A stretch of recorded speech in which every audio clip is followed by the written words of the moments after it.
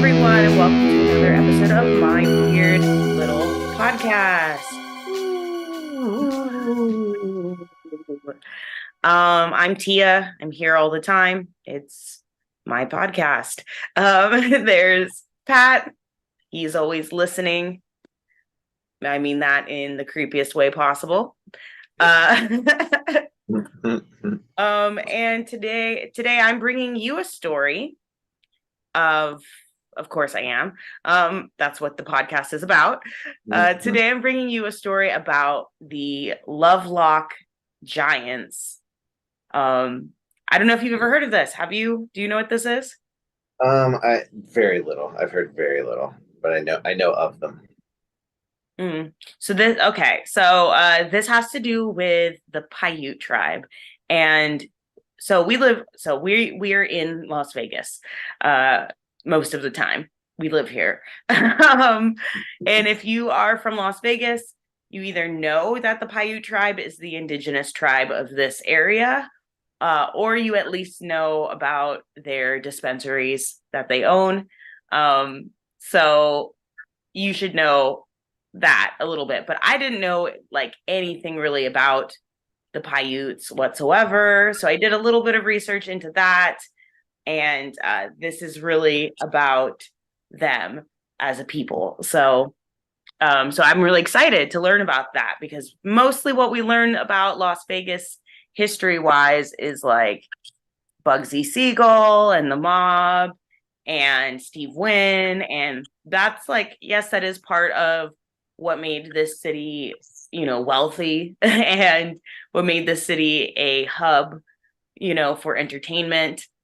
It is also, a much later history, and the history of Las Vegas goes back much further than 1905, which is quote unquote when Las Vegas was founded, even though it's not exactly correct. 1905 is when Helen Stewart auctioned off her land to William Clark of Clark County.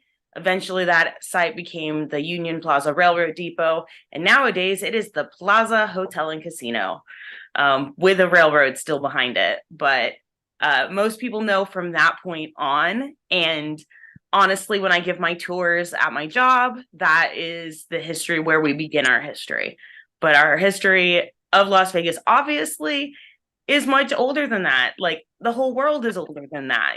History doesn't start when the white people discover the area. History starts much further than that. There's probably people who lived there before, and before the people there were animals, and before the animals there was ice, and the history does go back.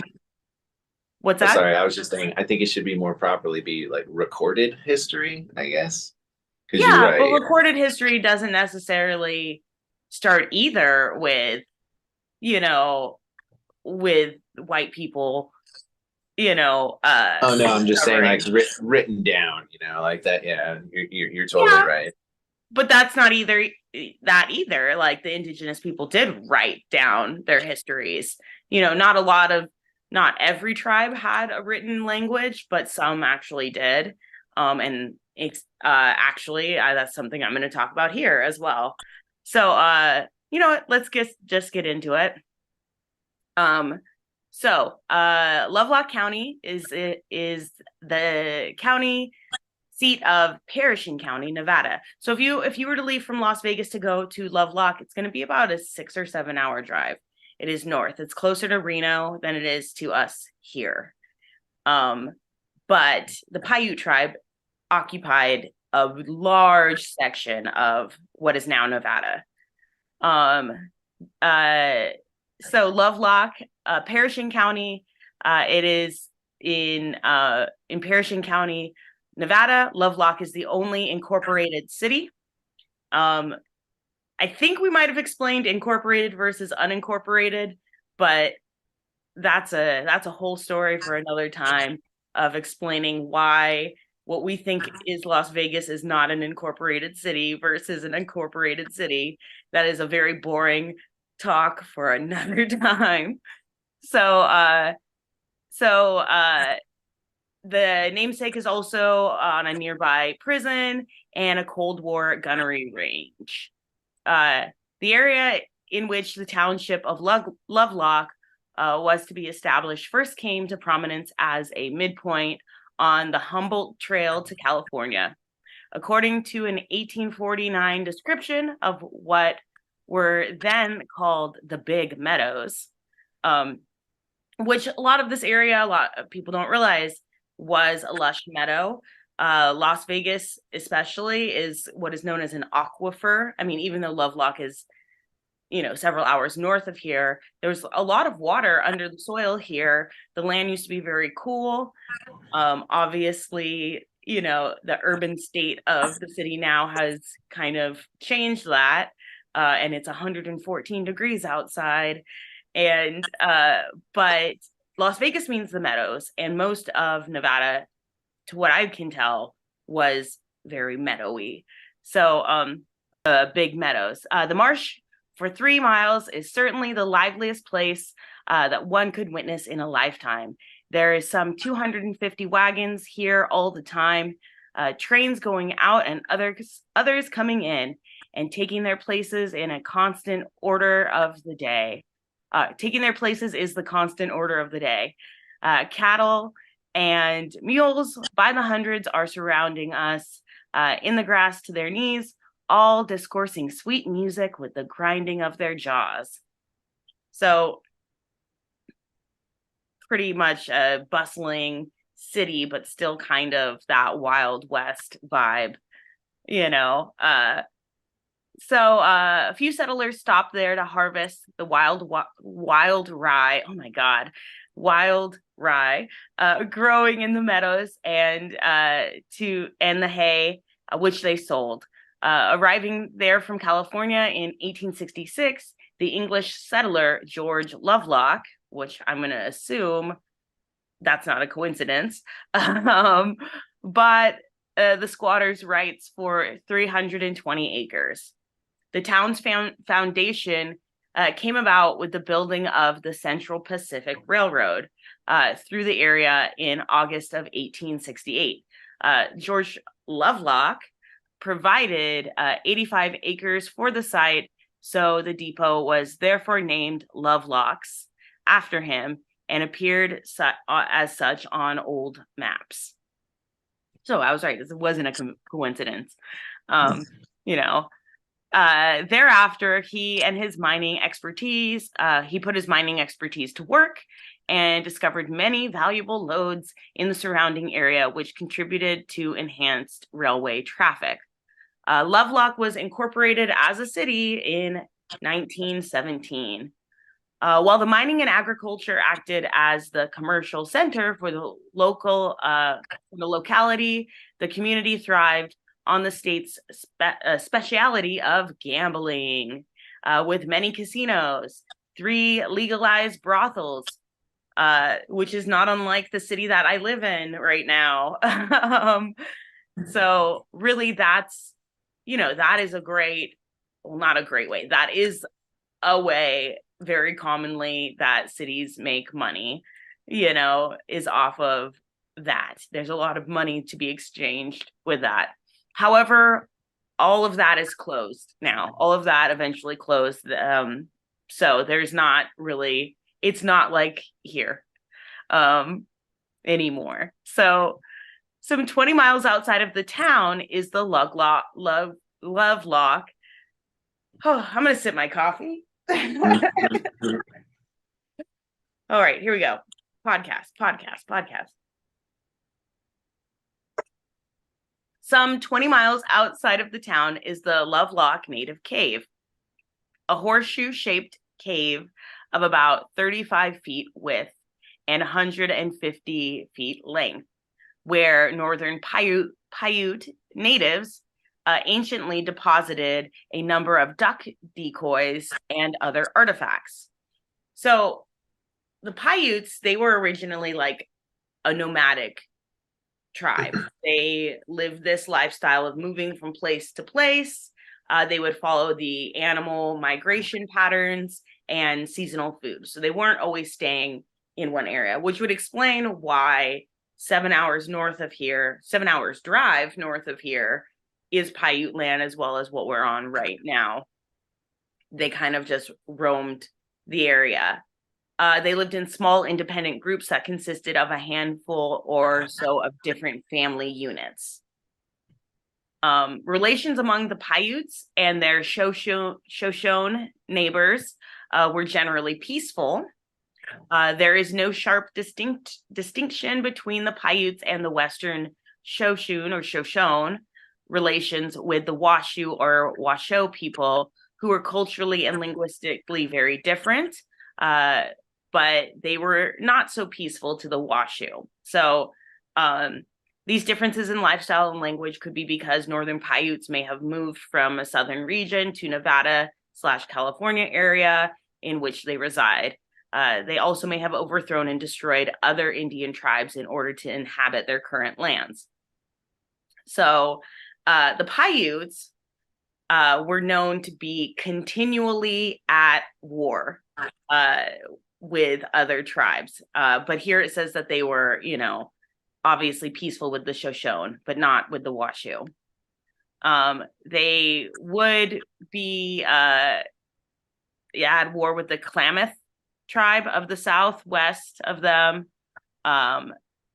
the Achomawi, and I'm so sorry if I'm mispronouncing these names. It's kind of my thing to constantly second guess whether or not I'm pronouncing something right. The Achawi, south of the Klamath, were also enemies of the Northern Paiutes. Okay, so basically they were somewhat peaceful to the Washoe. They were peaceful to the Shoshone, but they were not peaceful to the Klamath or the Achomawi. And they were known to be constantly at war with the Klamath tribe. So humans may have inhabited the area between the west and northwest of the United States for over 11,000 years, which was a point I was trying to make before, is that, we think that history starts when the railroad spike goes in the ground, but that is not true. That might be the history of an incorporated place, and how a town, as we know it, starts. But these histories of these lands go back much, much further, which is like a point I have brought up before when people kind of talk about how Vegas doesn't have a history. And that comes from like a very shallow, narrow perception of Las Vegas. I would say like 90% of people who visit Las Vegas only go to the Strip, and they don't visit our museums, and they don't visit our historical sites, or, the actual mountains and lakes and, parks and preserves that we have out here that can really like show you some of the actual history.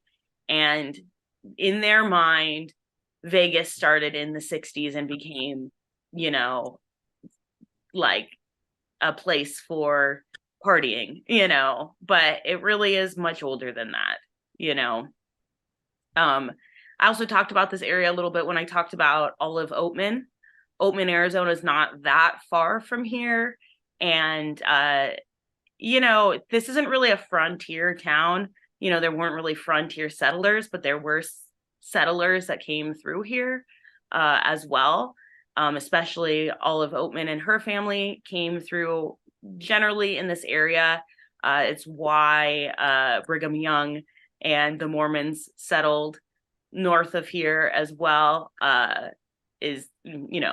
That's a whole nother story. Listen to that podcast on Hollywood's Haunted. Maybe I'll revisit that one day, but Olive Oatman and her story is fascinating as well. So anyways, back to the Paiutes. So people have inhabited pretty much this area for over 11,000 years. One version of how the Northern Paiutes people came to be is that a bird, the sagan, also known as the Centrocercus, was the only bird that survived a massive flood, which would make sense. It does rain and we get monsoon season here quite a bit. The Sagan made a fire and cared for it until the fire grew bigger and bigger. The water from the flood dried, and a man happened. So that actually is kind of a common story of that man came from clay. I've heard that before. The man was called Numuzoho, who was a cannibal. The cannibals, as he and his kind were called, killed the native people, except for a woman who was able to escape. The woman kept herself alive by traveling from place to place in the region, meeting and staying with different characters. She then found a man living in the mountains whom she married. They bore 4 children, 2 Paiutes and 2 Pit Rivers, 1 brother and 1 sister. These 2 sets of children fought frequently because they were from different tribes. Their father, who some think he was a wolf, threw them in the different waters. This caused them to go their separate ways while continuing to fight and quarrel whenever they came in contact with each other again. Thus, the Paiutes were created and their homes established in Nevada, California, and Oregon. So that's fascinating. That's really interesting to think about, But so this idea of cannibalism is a little bit of what I'm going to talk about today. And, somewhat frightening to think about. But the Paiutes, they have an oral tradition that they told early white settlers of a race of red-haired white giants, who they called barbarians, that their ancestors referred to as the Siteka. The story was written down in 1882 by Sarah Winnemucca Hopkins, daughter of Paiute Indian chief, in her book, Life Among the Paiutes, Their Wrongs and Claims. So this is what I was talking about before, is that, there is a written history of some of this. A lot of this was an oral tradition, but some of these stories have been written down, and I think we think about, history being written by the discoverers instead of the originals, So, and then this discoverer's interpretation of someone else's story, So these giants were described as being vicious, unfriendly, and cannibalistic. In the story, the Paiutes speak of a great battle that took place, which led to their extermination at a site known as Lovelock Cave. Now, I mentioned Lovelock Cave a little bit, but it is a cave, northern American architectural site previously known as the Sunset Guano Cave, Horseshoe Cave, and Loud Site 18. So Lovelock Cave is a Northern American archaeological site previously known as Sunset Guano Cave, Horseshoe Cave, and Loud Site 18. Lovelock Cave is one of the most important classic sites of the Great Basin region because of the conditions of the cave are conducive to the preservation of organic and inorganic material. So basically there's, like I'm going to mention in a bit, there is bat poop, which probably has a lot of scientific value, but also there are, probably, I have no idea. I would imagine. Oh, you're right. Yeah, maybe. I would imagine, there's, how the animals, what they eat, what they do, that type of thing, which has probably built up over the years, so you could dig deep into it and know some information about, what the land was like,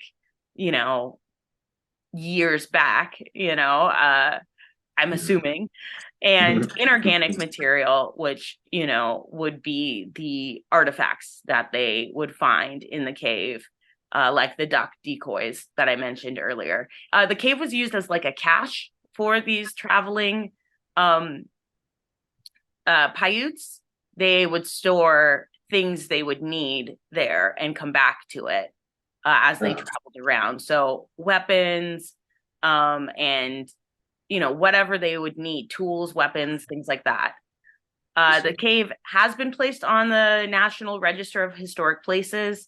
That happened May 24th, 1984. So the Paiutes described the Setika as vicious, unapproachable people that killed and ate their captives, and told early settlers that after years of warfare, all the tribes in the area joined together to rid themselves of the giants. The fleeing giants took refuge in Lovelock Cage and refused to leave, despite demands that they come out and fight. So their pursuers filled the entrance of the cave with brush and then set it on fire in a bid to force the giants to come out. The coalition of the tribes proceeded to shoot arrows at them while starting a large fire at the mouth of the cave. The smoke drove out a few who died in a hail of arrows, while the rest were either burned alive or asphyxiated. Over time, the entrance of the cave would collapse, leaving it accessible only to bats and cut off from human contact. So, Jeez. yeah. So in 1886, John T. Reed, who was a mining engineer, was told about the cave by the Paiutes, or, indigenous people he came across. He was told of the red-haired cannibals. And, when he went to the cave, he only found tons and tons of guano, piles of bat poop. And so there was no weapons that they used or anything? No, they were there. They were just probably under tons of bat. Oh, okay. Damn. Jeez. Bat poop. Ugh. So Reed was unsuccessful in getting an archaeological dig started at that time. Probably because he didn't really find anything that seemed of historical value. So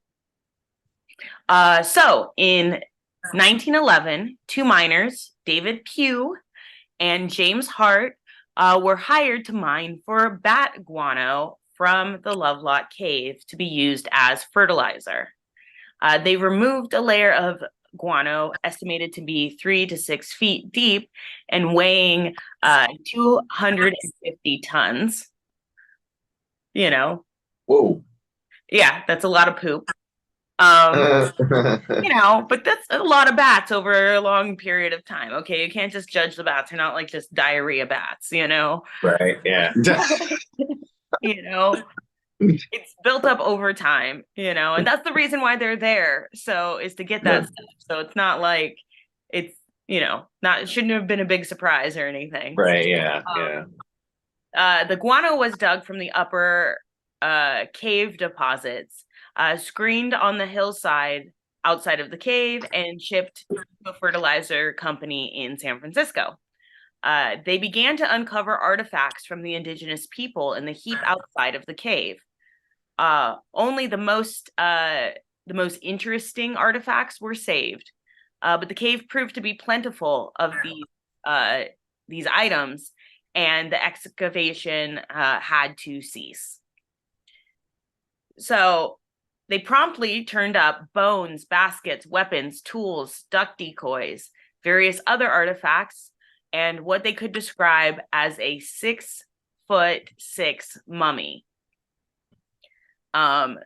James H. Hart, one of the miners, wrote that the mummy found in the north central part of the cave, about 4 feet down, had hair that was distinctly red. Alfred Kroeber, founder of the University of California Anthropology Department, was contacted by Hart and Pugh when they reported finding prehistoric artifacts. This spurred the first archaeological dig of Lovelock in 1912, led by L.L. Loud. I love that. L.L. Loud. There's like 3 L's. Loud. All right, I've had too much coffee. Loud. Also one of the university, also of the University of California. The second dig took place in 1924, and after finishing the excavations, Loud collaborated on a report that was published in 1929. What Loud found was nothing short of amazing. Approximately 10,000 archaeological specimens were uncovered, including tools, bones, baskets, and weapons. Like I said, not all the mummies were preserved. One of the best specimens reportedly was boiled and destroyed by a local fraternal lodge that wanted a skeleton for initiation purposes. Now that, God damn. yeah, now that might sound weird, but we did do a whole episode on Hollywood's Haunted, the podcast, about the Oddfellows, which if you haven't heard of them, well, maybe I'll do a podcast on them and you will hear about them, or listen to that podcast. It's probably on the same place you're listening to this podcast. But the Oddfellows still very much exist. We were actually in Denver last year and came across an Oddfellows place that very much advertised on the outside that they were an Oddfellows lodge. But yeah, and then there's this goth bar out here in Vegas called Oddfellows that is definitely a reference to that. Right. And then at the spooky place that we worked at, the haunted place that shall not be named had a whole room dedicated to the Oddfellows, which was the room that I loved the most, actually, from its artifacts. I didn't like the room because the automated voice that took away from us doing our jobs, but that is a whole nother cup of tea that we will stir at some point. So yeah. Where was I? So yeah, one of the skeletons was destroyed because of a frat. And so more studies followed, including radiocarbon dating that showed that the cave was occupied from about 2000 BC to 900 AD. Today's anthropologists called the people who lived in the area the Lovelock culture, with the period lasting some 3,000 years. Many archaeologists believe that the Lovelock culture was replaced by the Northern Paiutes. So there has been some debate as to the veracity of the claims made regarding the Lovelock Giants. Dun, dun, dun. So, like I told you during our break, we did pause at some point in this. You won't know because we edited it. We did coffee, and you're like, "This is interesting," and I was like, I'm gonna get to the end of it and be like, "None of this is true." So there was some debate to the veracity of the claims made regarding the Lovelock Giants. During the initial excavation, there were reports of mummified remains being found of two red-haired giants, one female at 6 feet 5 inches, which is tall considering that people back in the day were not very tall. Right. And the other, a male over 8 feet, which is objectively tall. Huge, yeah. However, no such evidence remains. So these skeletons may have existed, but they do not exist anymore. Skeptics claim that the chemical staining by earth after burial was a likely reason why the mummified remains had red hair instead of black. Most of the instead of black hair, like most of the indigenous people in the area. A study done at the University of Nevada indicates the giants were about 6 feet tall, not up to 8 feet tall, which is still fairly tall, I guess. I'm 5'2". Everyone's tall to me. So to others, the uncovering of a 15-inch sandal at the Lovelock cave is proof enough that the Paiute's tale is real. in an article published by the Nevada Review Minor in 1931, in February and June of that same year, it is reported that 2 very large skeletons were found in the Humboldt Dry Lake bed near Lovelock. One of the Lovelock skeletons was reported to have measured 8.5 feet tall, and was later described as having been wrapped in a gum-covered fabric similar to Egyptian mummies. The other, supposedly nearly 10 feet long, some of the other evidence for the Lovelock Giants included a set of images showing a handprint more than double the size of a normal man's hand imprinted on a stone boulder in the cave.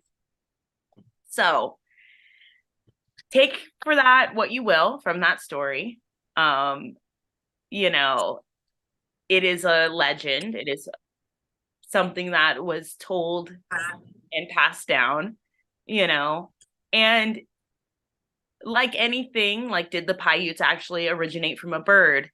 You know, were these actual cannibals? Were they giants, or were they just really tall people? You know, you can really take that one way or another. You know, you decide what you want to believe. If you go to the cave today, it is open to the public. It is free to visit it. You can go inside of the caves. When you go inside of the caves, you can see ash covering the walls, as if there was a fire at the entrance of the cave. So that is the story of the Lovelock Giants. That is all I have for you, information-wise. What is your... that's really interesting. I was going to tell you earlier, but yeah, I wanted to do it on the podcast. But it kind of sounds like a group of Vikings, you know? Oh my gosh, I forgot to even keep in the this whole part of the story. Yes, it does. So the cannibals were also, the Seteca means tool eaters. Tool is like this plant that, like this reed plant that they use that came out of the lakes and stuff. And they believe that these people came in their rafts made of tulle from another land, you know. So they came on boats from somewhere else. Across the lakes is what most people say, but I totally forgot to even mention that. That's crazy. That's crazy that you would say that, you know.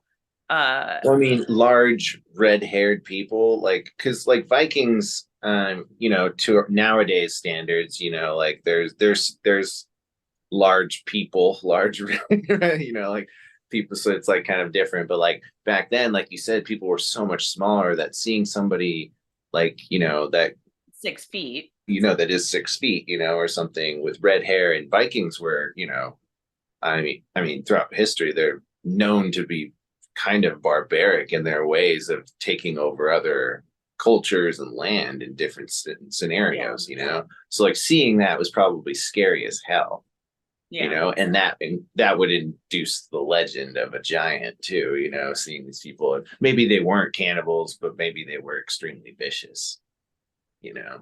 Yeah. But yeah, coming across in boats, yeah, they were master craftsmen with boats, and that's why they were so good at, you know, traveling at, you know, such fast speeds. That's crazy. Yeah. That's interesting that you said that. I totally forgot about that. I don't know why I didn't add that in.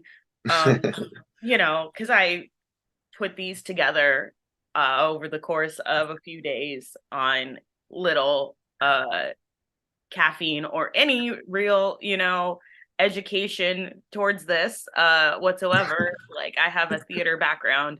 I really should not be educating humans, but you know, Here we are. Here we are. So yeah, no, it's really interesting. That's an interesting point. Who knows? Like, who really knows? If anybody out there does know, you know how to contact me. So like, share, subscribe. Please email me any thoughts at myweirdlittlepodcast@gmail.com. You can find My Weird Little Podcast on Instagram, although I should post there more often. Best way to contact me is through my personal Facebook or through my TikTok, which is at My Weird Little Podcast, which I do TikToks on every single one of these episodes. If you want updates, and stuff like that, I'll probably be posting that on TikTok. So yeah, I'm a little more active there because I'm addicted, and that's okay. So if you want to listen to my sister podcast, Hollywood's Haunted the Podcast, which is also hhthepodcast@gmail.com, but either way, you can get a hold of me somehow. Find me. Do not actually find me in real life, though. Please don't stalk me. Have a good day. Drink coffee, drink water, stay hydrated, and stay spooky, everyone.